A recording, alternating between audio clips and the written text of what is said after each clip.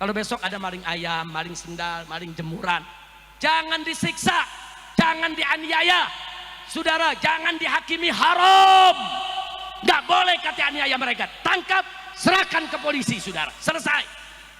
Tapi kalau ada koruptor 271 triliun seperti ini, kejar saudara kemanapun dia lari, gantung di jalanan lewat pengadilan rakyat. Setuju tidak? Takbir. Jangan maling ayam yang lu gebukin. Nah, kita minta Bapak Presiden Prabowo jangan cuma ngomong, kami akan kejar koruptor sampai Antartika. Wow. Jangan ke Antartika dulu, Pak, kejar saja di antar kita. Betul? Betul? Takbir. Kita doain semoga Prabowo tidak omon-omon saja. Nah, jadi saya nggak mengatakan rakyat haram bayar pajak, enggak. Saya katakan pemerintah haram pungut pajak dari rakyat kecil. Haram pungut pajak dari rakyat yang miskin. Haram pungut pajak selama apa? Selama korupsi tidak dibasmi, selama koruptor tidak ditangkap, selama rampok-rampok negara dilindungi. Betul? Betul? Setuju tidak? Setuju tidak? Takbir. Mau ini dijadikan keputusan musyawarah kita? Betul? Rekam lagi.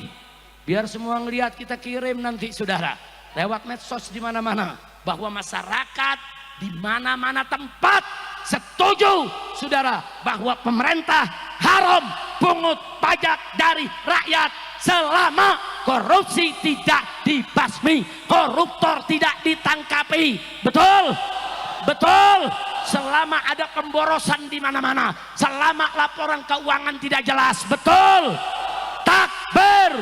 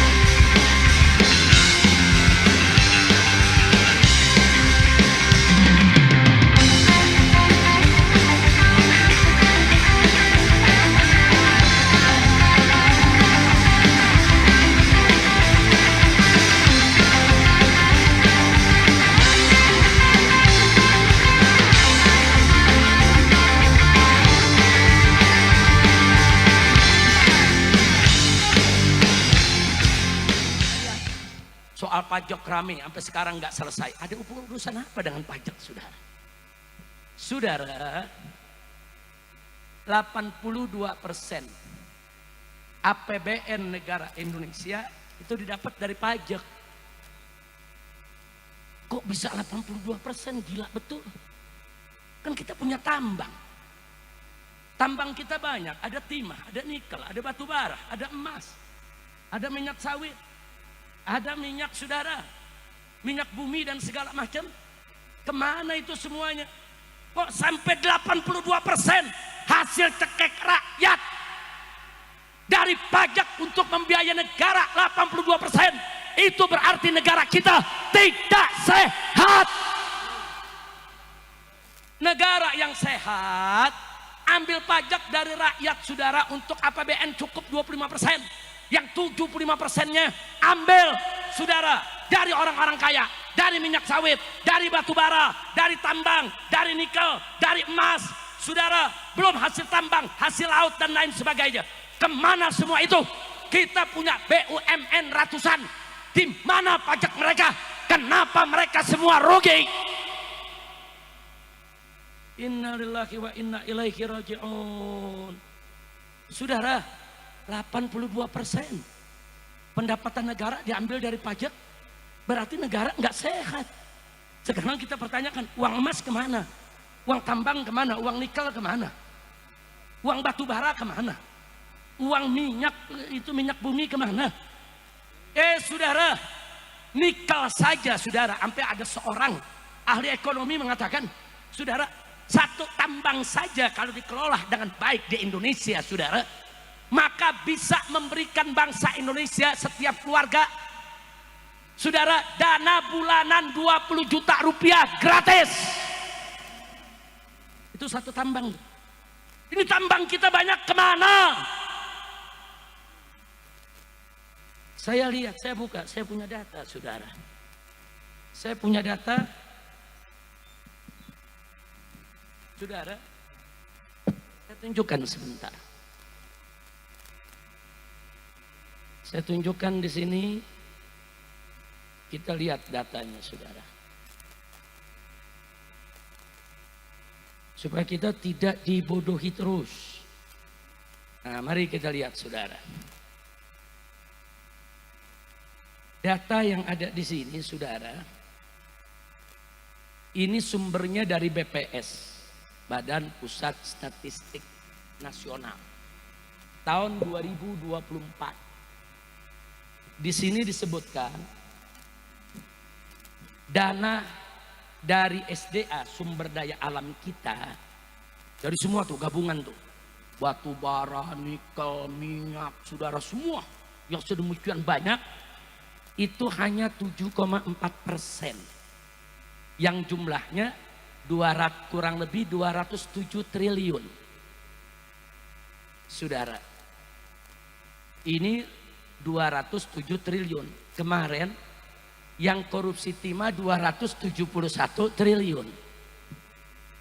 Padahal untuk APBN-nya cuma 207 triliun.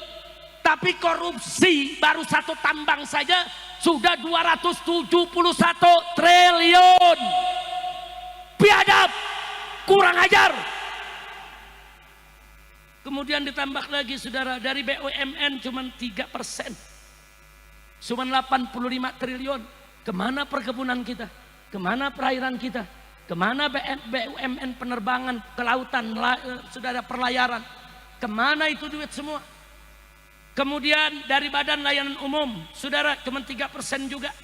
Begitu juga dari bukan pajak cuma 4%. Tapi dari pajak ke rakyat 82,4%. Totalnya yang diambil dari pajak 2.309,9 triliun. Jadi artinya pejabat di Indonesia lagi disuapin sama rakyat, saudara. Jadi Anda nih semua di sini nih, saudara, yang kalau beli baju kena PPN, masuk ke Indomaret, masuk ke Alfamaret kena PPN, makan di restoran kena PPN, Anda beli piki, Anda beli sendal, saudara, semua kena PPN, saudara. Jadi uang PPN Anda yang diambil tersebut semuanya buat ngempanin para koruptor, buat ngempanin tikus-tikus negara, saudara. Jadi artinya, saudara, artinya di Indonesia ini saat ini sedang terjadi orang-orang kaya hasil korupsi sedang disuapi oleh rakyat-rakyat miskin, saudara. Biadab tidak? Biadab tidak? Ini baru satu korupsi nih 271 triliun. Tahu 271 triliun, saudara? Saya kasih gambaran aja, 271 triliun. Yang kemarin hukumannya cuma 6,5 tahun penjara. Saya mau tanya nih, kita dapat, saudara, 270 triliun, kita di penjara 6 tahun, mau gak? Mau gak? Kita masuk penjara rame-rame. Gila, 271 triliun. Maling ayam di penjara 1 tahun. Maling buah semangka di kebun di penjara 1 tahun. Ada nenek-nenek di Jawa Timur nyolong kayu 3 batang 1 tahun. Giliran 271 triliun 6 tahun setengah. Yeay. Kacau tidak? Kacau tidak? Habib Hanif ngomong baik-baik saja. Ditanya, bagaimana kabar Abah Habib Rizik? Baik-baik saja. 1 tahun penjara. Saya sakit berobat 2 tahun di penjara. Kacau tidak? Cuman saya ditanya, Habib kondisi bagaimana? Saya kasih kabar, alhamdulillah saya bikhair, alhamdulillah 2 tahun penjara. Kacau tidak? 271 triliun 6,5 tahun. Kacau tidak? Kacau tidak? Saya tanya, ridho atau tidak? Ridho atau tidak? Biarkan atau lawan? Takbir. Cuman sebelum melawan, hitung-hitungan dulu nih. 271 triliun itu berapa tuh? Mau tahu gak? Mau tahu? 271 triliun. Andai kata kita makan sehari, anggap nih orang puncak kaya semua nih. Sehari makannya 1 miliar. Satu hari makannya, cukup gak 1 miliar sehari? Cukup? Cukup? Emang kaya lu pada? Udah. Satu hari makan 1 miliar. Setahun berapa miliar? 365 miliar. Udah ada 1 triliun? Belum saudara. Makan 3 tahun baru 1 triliun. Nah sekarang bagaimana kalau 271 triliun? Coba. 271 triliun saudara. Kalau kita makan sehari 1 miliar, setahun 365 miliar, maka 271 triliun saudara, kita bisa makan 742 tahun. Nah, lu baru tahu tuh gedenya tuh. Ayo saya tanya, kecil apa gede? Kecil apa gede? 742 tahun kita makan seharinya 1 miliar selama 742 tahun sudah. Umur kita ada 742. Umur umat Nabi Muhammad rata-rata berapa? 63 tahun. Betul? Betul. Jadi sekarang tinggal dikali aja. 742 tahun dibagi 63 tahun. 11 keturunan gak habis. 11 keturunan gak habis. Di penjara cuma 6 tahun. Kacau tidak? Panitia juga mau di penjara semua. Asal dibagi. Dibagi 271 triliun. Rame-rame juga dibagi masih mau. Kacau tidak? Saya tanya, 271 triliun itu kecil atau besar? Kecil atau besar? Itu bisa dibawa makan satu hari 1 miliar selama 742 tahun. Sebesar ini tidak pantas hanya dihukum 6,5 tahun. Alasan hakim apa? Enggak, dia masih punya anak, dia punya istri. Gue punya bini, gue juga punya anak, nggak perlu penjara. Betul. Habib Hanif punya istri, punya anak, penjara. Kacau tidak? Kenapa waktu sidang Habib Hanif nggak mengatakan karena Habib Hanif punya istri, karena punya anak masih bayi, Habib Hanif dibebaskan? Begitu dong. Giliran yang 271 triliun menimbang. Karena ada istrinya dan ada anaknya, maka diringankan hukumnya. Iya. Ini dia hakim gelo. Udah pegal dah. Ini kalau udah ceramah begini kesel, dok-dokan aja yantum. Kacau tidak? Ayo saya tanya semua, kacau tidak? Kacau tidak?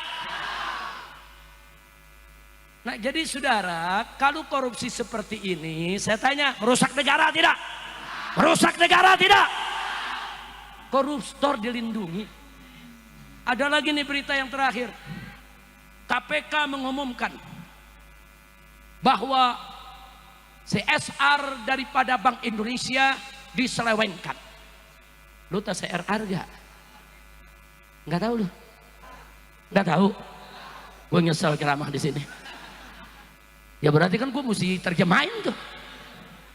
CSR, CSR. C-nya itu corporate, S-nya sosial, R-nya responsibility.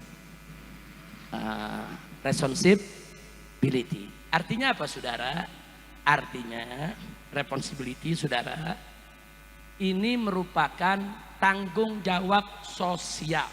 Jadi supaya kita tahu bahwa CSR itu adalah tanggung jawab sosial suatu perusahaan. Contoh, ada pabrik gula, dia keluarkan dana sosial cuma-cuma gratis untuk rakyat. Rakyat yang mana? Rakyat yang ada timbal baliknya dengan pabriknya. Dia punya pabrik gula, CSR-nya diberikan ke petani tebu. Itu namanya CSR. Paham? Atau pabrik kecap, saudara. Nah, yang berhubungan dengan pabrik kecap apa? Kacang kedelai. Maka dia keluarkan CSR bantuan dana untuk para petani kacang kedelai. Sehingga para petani di samping dapat gaji atau dapat untung dari penjualan yang dia jual ke pabrik, dia juga dapat dana bantuan supaya dia makin aktif kerjanya, supaya makin bagus, supaya ada timbal balik ke pabrik kecapnya. Jelas tidak? Jelas tidak? Atau saudara, kalau dia pabrik di satu tempat, jalanan rusak karena truk-truk dia lewat situ, saudara, masyarakat terganggu, dia keluarkan CSR-nya untuk membenahi jalan. Berapa jalan? 6 km hancur, biayai, hot mix semuanya. Supaya masyarakat setempat tidak terganggu. Jadi masyarakat setempat ikut mendapat keuntungan dari usahanya. Kira-kira jelas tidak? Jelas tidak? Itu namanya apa? CSR, saudara. Memang mestinya seperti itu, saudara. Jadi CSR ini, saudara, corporate social responsibility adalah tanggung jawab sosial suatu perusahaan. Kira-kira jelas tidak? Nah, menarik. Saudara, KPK melaporkan bahwa ada 2 tersangka menyelewengkan CSR Bank Indonesia. Jumlahnya besar.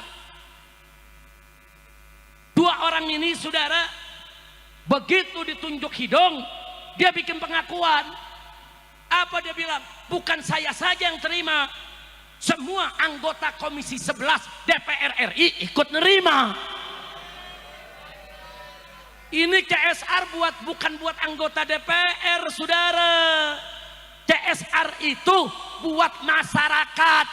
Boleh diberikan ke panti asuhan, ke pondok pesantren, saudara, beri buat bangun jembatan, bangun jalanan, bangun apa saja yang penting buat masyarakat, bukan untuk anggota DPR RI. DPR RI sudah dapat gaji besar, betul? Begitu dia ngaku, semua anggota Komisi 11 ikut dapat juga CSR-nya. Besoknya kata KPK apa? Oh ya, kami salah paham, ternyata kedua orang itu belum jadi tersangka dan tersangka belum ada. Iya, ini KPK, saudara, Komisi Pemberantasan Korupsi apa perlindungan koruptor? Kacau tidak? Kacau tidak? Giliran maling ayam digebukin sama masyarakat sampai bonyok. Iya, betul. Betul. Nah, sekarang saya mau ajak deh semua nih, saudara, saya mau ajak nih semua. Kalau besok ada maling ayam, maling sendal, maling jemuran, jangan disiksa, jangan dianiaya, saudara, jangan dihakimi haram. Gak boleh kata aniaya mereka, tangkap, serahkan ke polisi, saudara, selesai.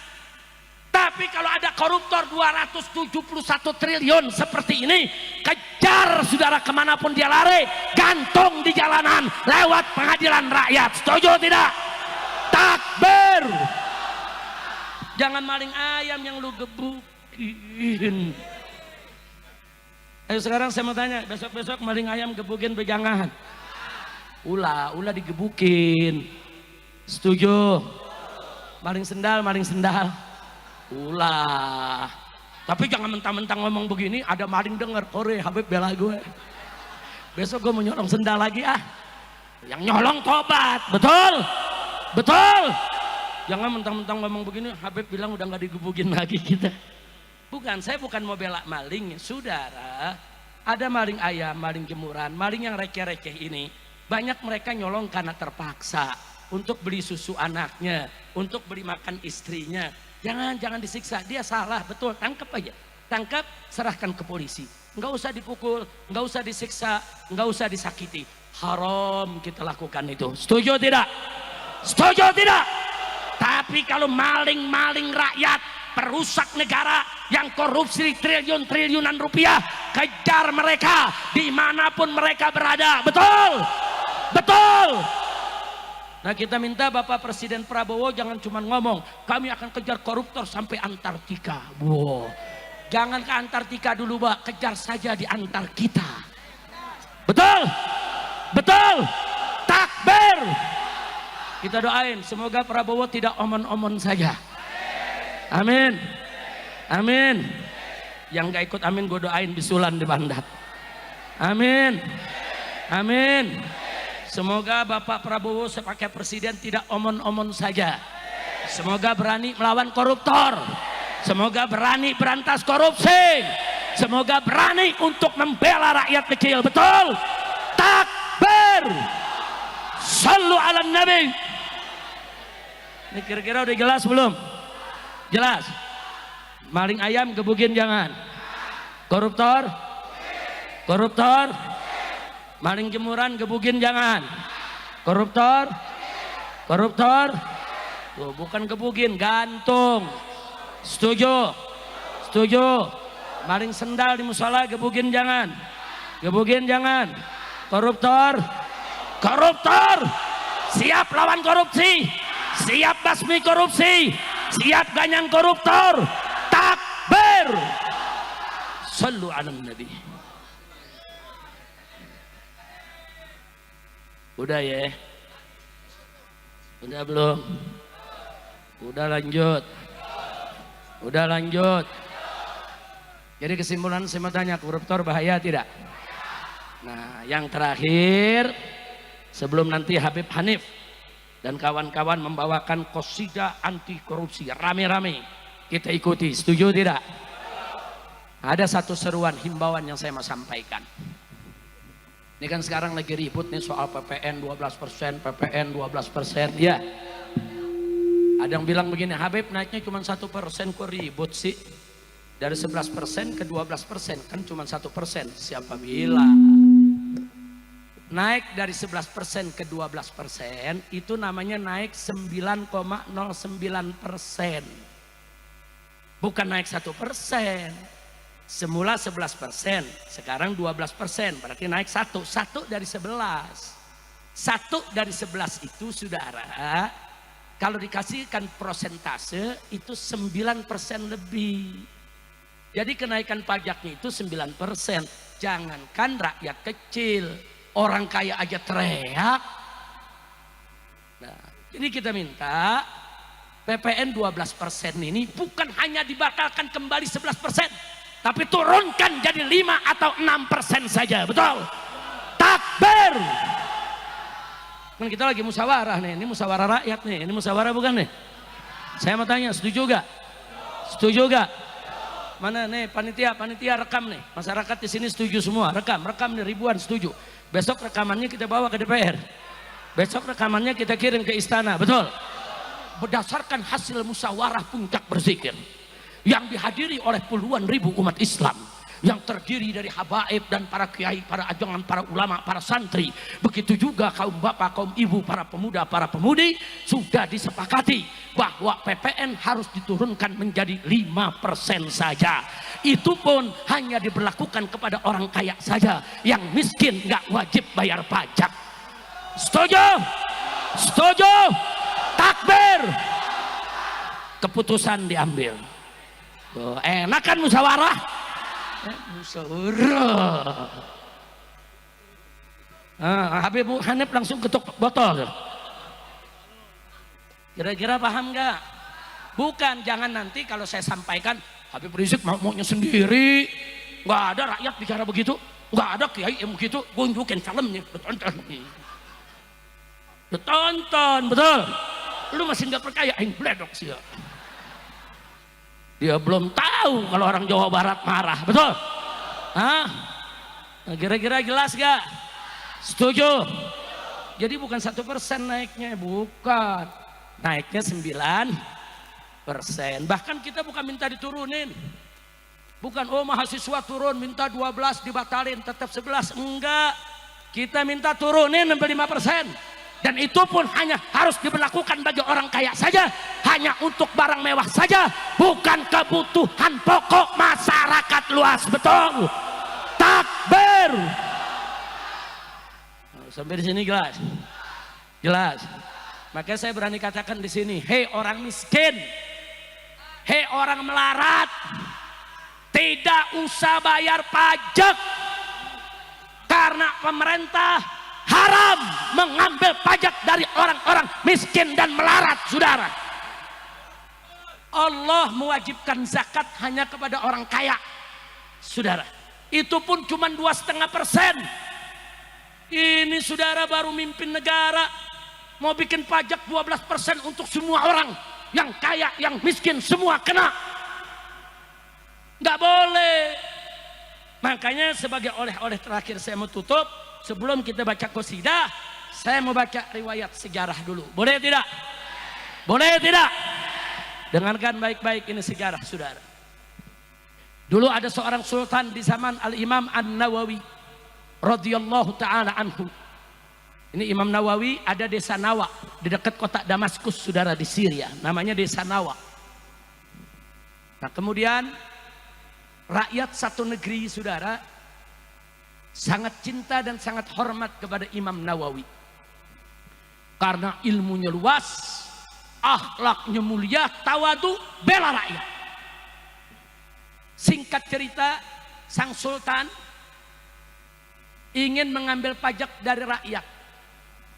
Diundanglah para ulama satu negeri. Begitu diundang itu ulama semua kecuali Imam Nawawi yang gak diundang saudara. Karena Imam Nawawi ini pakaiannya saudara banyak bekas jahitan sendiri. Beliau tuh kalau robek dijahit sendiri, robek dijahit sendiri. Selama masih bisa dipakai, dipakai. Sehingga kelihatannya kayak kelompang camping tapi banyak jahitan saudara. Dan miskin hidupnya. Dia nggak diundang ke istana. Karena memang Imam Nawawi bukan ulama istana. Alhamdulillah. Ulama diundang ke sultan. Ulama bilang apa? Aku mau ambil pajak dari rakyat. Minta persetujuan ulama. Dengan alasan, saudara, karena untuk membiayai daripada gaji-gaji pegawainya, gaji-gaji pejabat, dan untuk mempersenjatai tentara yang jaga di perbatasan, juga untuk pembangunan. Sementara kas negara lagi kosong. Jadi terpaksa ngambil pajak dari rakyat. Selama ini nggak ada pajak. Baru saat itu mau diambil pajak. Para ulama lihat sultannya baik, lihat sultan bicaranya juga santun, alasannya masuk di akal. Para ulama setuju saudara, mengambil pajak dari rakyat. Dibuatlah petisi. Semua ulama memberikan tanda tangannya atau stempelnya dengan jari saudara. Sudah selesai itu sultan nanya, ini aku mau umumkan ke rakyat, apa masih perlu ada yang diundang? Harus diundang untuk menandatangani petisi ini? Para ulama kompak, ada Tuan Sultan, satu orang lagi yang harus kau undang. Siapa? Abu Zakaria An-Nawawi.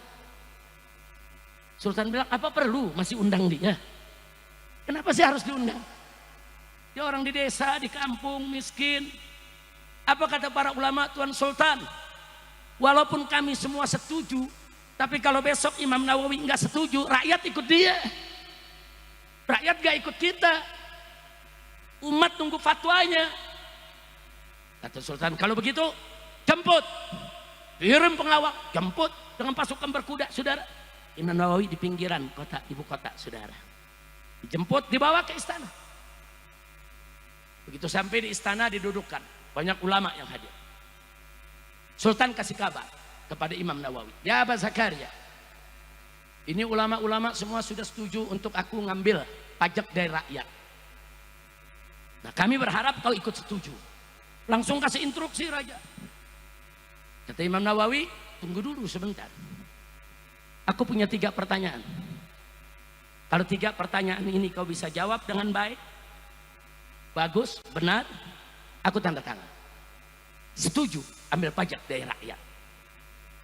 Akhirnya kata si raja, Salma Syekh, Silakan kau tanya apa yang kau mau. Yang pertama ditanya oleh Imam Nawawi,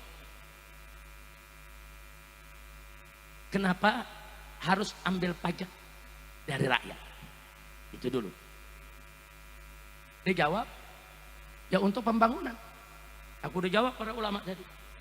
Untuk gaji pegawai, untuk mempersenjatai itu pasukan di perbatasan.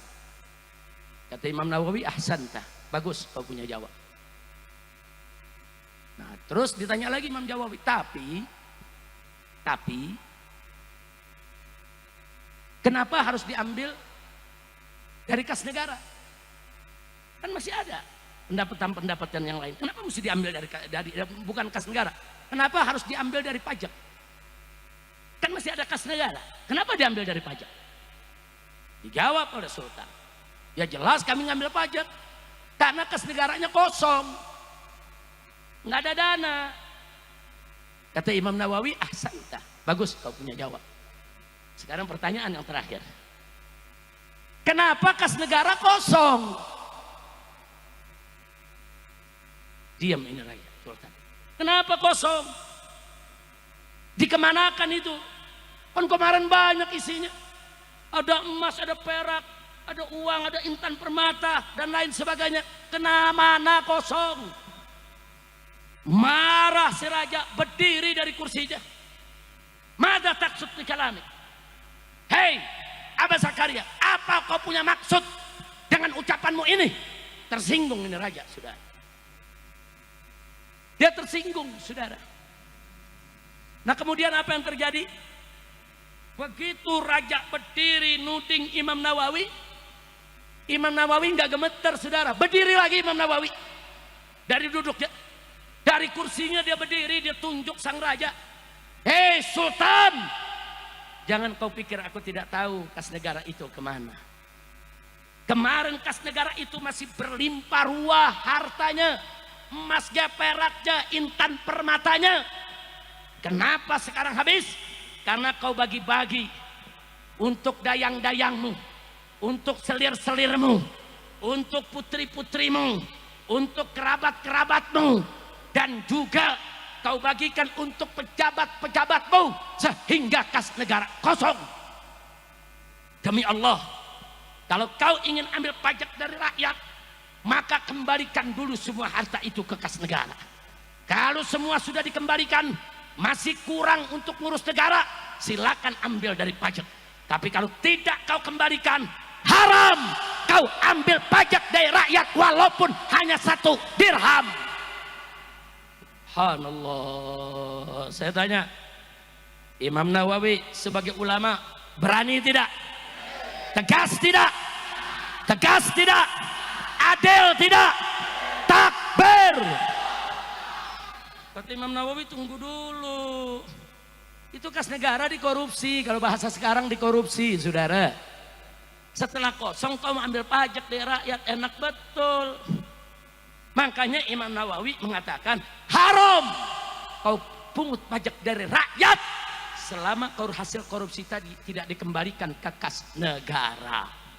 Nah, sekarang saya tanya, kira-kira fatwa Imam Nawawi zaman ini bisa dipakai gak? Jawab semua, bisa dipakai gak? Bisa dipakai gak?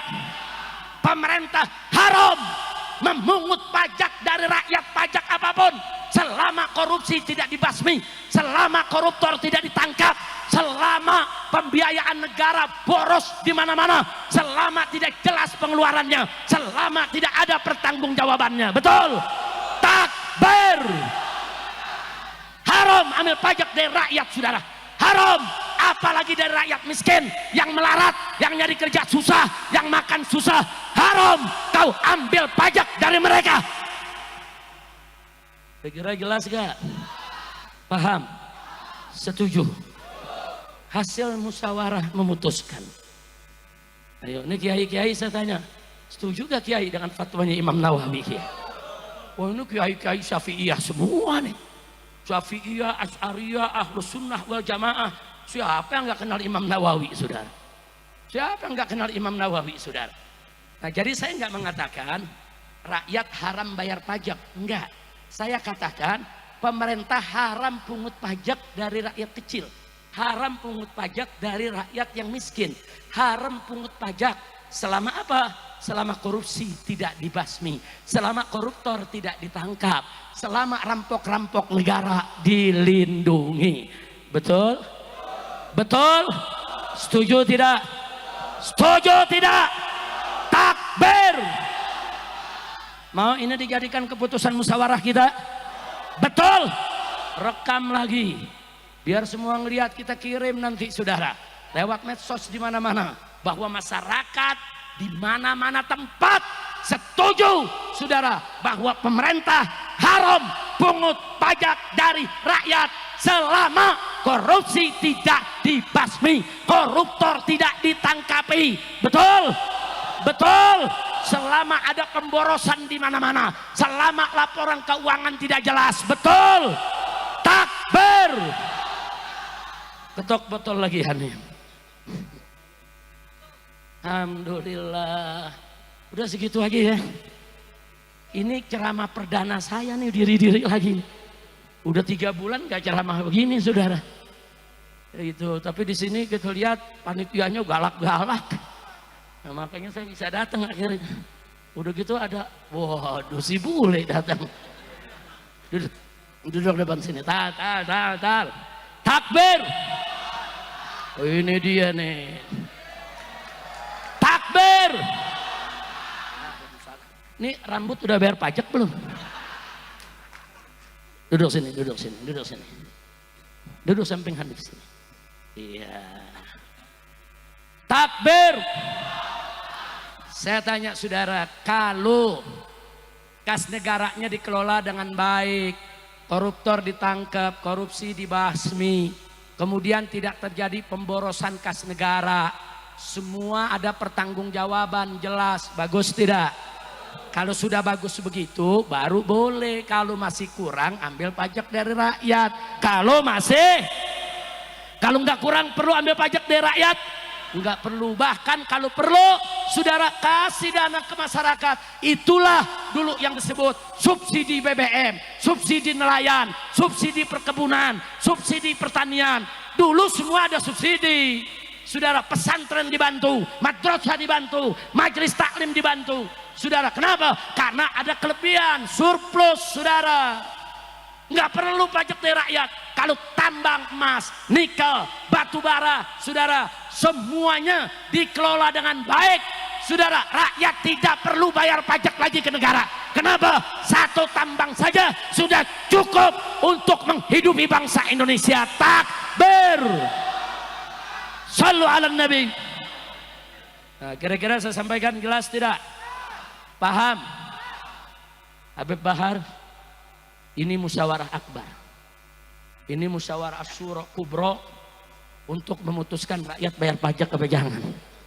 Nah, ternyata keputusannya tadi pemerintah haram ngambil pajak dari rakyat selama korupsi tidak dibasmi, selama koruptor tidak ditangkap, selama duit negara diboros-borosi. Saudara, jangan dong. Nah, kalau korupsinya udah dibasmi, koruptornya udah ditangkap, negara semua udah baik pengelolaan keuangan, masih kurang buat pembangunan, silakan ambil pajak dari rakyat. Wajib kita rakyat bayar pajak. Jelas tidak? Jelas tidak? Jelas tidak?